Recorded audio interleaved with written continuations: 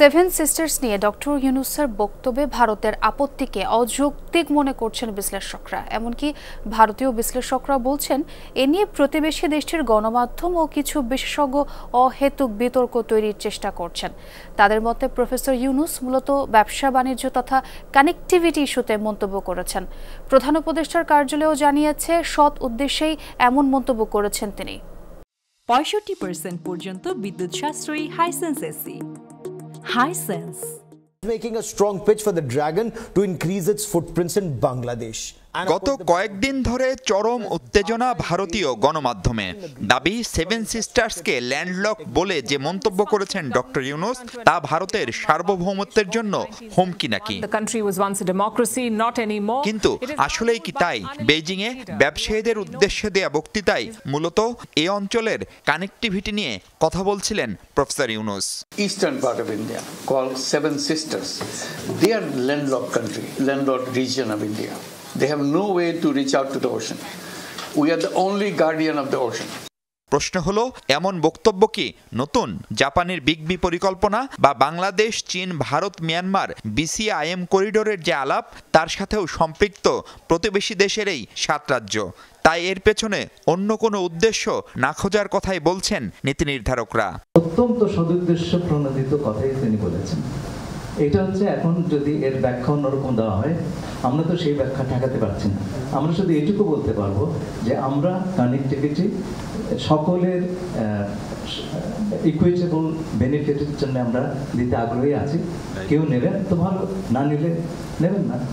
পররাষ্ট্র মন্ত্রণালয়ের সাবেক সচিব রাষ্ট্রদূত হুমায়ুন কবির বলছিলেন, ব্যক্তি প্রফেসর ইউনূস আর বক্তব্যের স্থান চীন হওয়ায় এ নিয়ে আলাদা আগ্রহ তৈরি হয়েছে ভারতে। প্রফেসর ইউনূস বলেছেন বলে সেটা তাদের কাছে হয়তো লেগে থাকতে পারে, অথবা সেটা বেইজিংয়ে বলা হয়েছে বলে তাদের কাছে লাগে। কিন্তু এটাও তো সত্যি কথা যে বাংলাদেশ 2010 সালে যখন ভারতকে এবং নেপাল এবং ভুটানকে মংলা এবং চট্টগ্রাম বন্দর খুলে দিয়েছিল, তখনও কিন্তু উদ্দেশ্য সেটাই ছিল যে ভারতের উত্তর পূর্বাঞ্চলকে সহায়তা করার জন্য।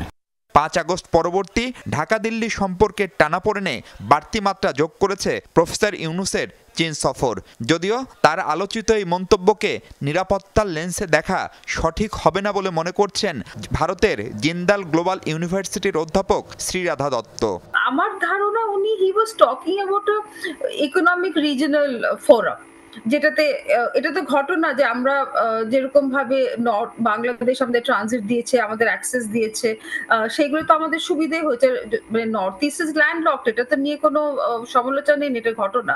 উনি যদি ইন্ডিয়াকে রাগাবার জন্যই বলে থাকে কোনো কথা, সেটাতে many other ways to do it. আমার মনে হচ্ছে এটা আমরা বেশি মিসরিড করছি এটাকে, বা ওভার রিডিং করছি। এমন বাস্তবতায় বিমস্টেক সম্মেলনে দেখা হচ্ছে দক্ষিণ এশিয়ার 2 শীর্ষ নেতার। সেখানে আনুষ্ঠানিক বৈঠকের সম্ভাবনাও অনেক বেশি, আর তাহলে অনেক কিছু সহজ হতে পারে বলে ধারণা। এখন ভারত যেভাবে বাংলাদেশকে দেখতে চায়, আমরা কি সেভাবে তাদের সামনে ধরা দিব বা তাদের কাছে প্রস্তাবিত হব কি হব না? এখন এই জায়গাটায় আমার ধারণা প্রধানমন্ত্রী পর্যায়ে আলাপ আলোচনা হলে অন্তত পারস্পরিকভাবে আমরা পরস্পরকে আশ্বস্ত করতে পারবো যে আমরা এমন কোনো কাজ করব না যাতে তোমার ক্ষতি হয়। এই জায়গাটুকু আশ্বস্ত করা যাবে। যুক্তরাষ্ট্র সরকারের বিতর্কিত নানা সিদ্ধান্ত সহ বিদ্যমান বিশ্ব বাস্তবতায় এই অঞ্চলের দেশগুলোর ঐক্য ভীষণ জরুরি বলেও মত বিশ্লেষকদের। মাহফুজ মিশু, যমুনা নিউজ, ঢাকা।